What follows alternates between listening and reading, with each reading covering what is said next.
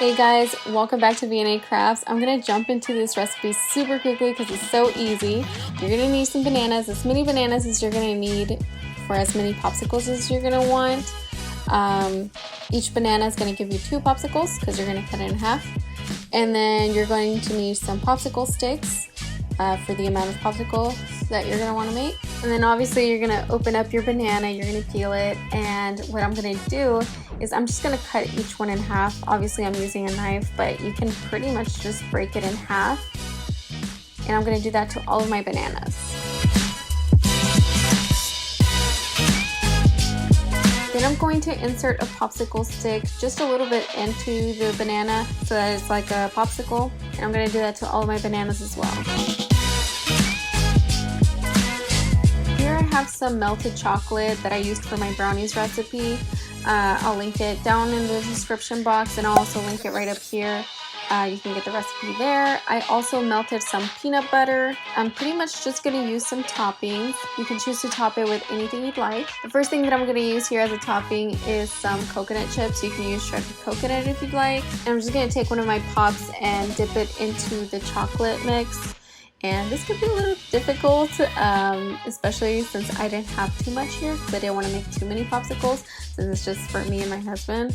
But this is really awesome to make with kids, something that they could have fun doing in the kitchen, getting a little bit messy, but a little bit fun as well. So I'm just dipping it in the chocolate, and then I'm gonna roll it around into the coconut.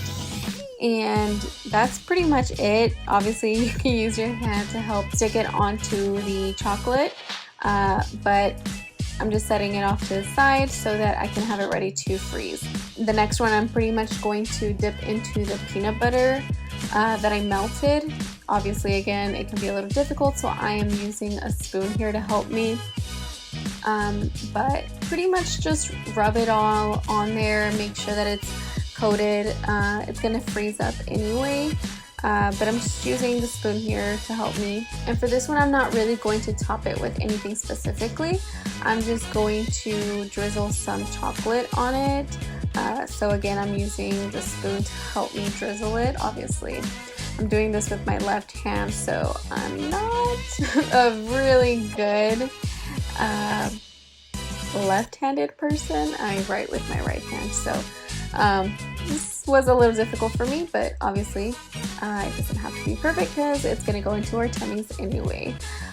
But you can decorate however you like. I'm just going to go ahead and set this one off to the side. And the next one I'm going to dip into my chocolate once again.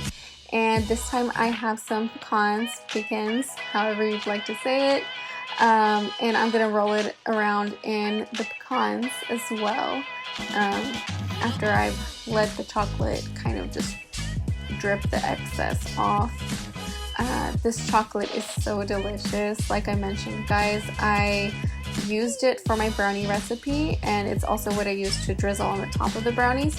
So if you haven't yet watched that video, I'll link it right up here, and I'll link it down in the description box below like I mentioned before.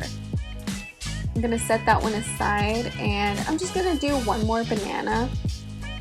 And for the next banana, I'm going to dip it into the chocolate.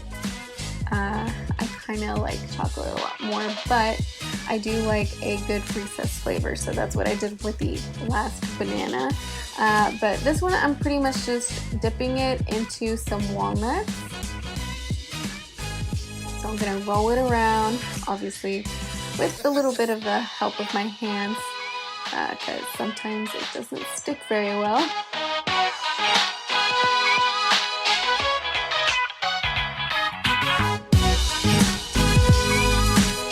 Then what I'm going to do is take my spoon again and grab some of that melted peanut butter, and I'm going to drizzle some of that on top, and that's going to give me a really good crunchy peanut butter chocolate kind of recessed flavor, but with a nutty filling in there because it has the walnuts, so that's going to be really delicious. And like I mentioned, it doesn't have to be perfect.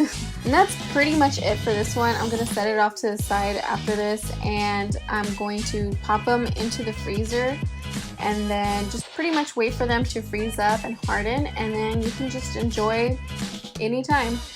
This is perfect for the summertime, and it's a great activity to do with your kids. Make sure to hit that like button down below if you like this video, and make sure to share with your friends and family so they can make these as well with their kids and for fun. Let me know in the comments down below what you would top these popsicles off with. I think these toppings were amazing. Make sure you subscribe to my channel so you can see more videos like this. I'll see you next time. Bye!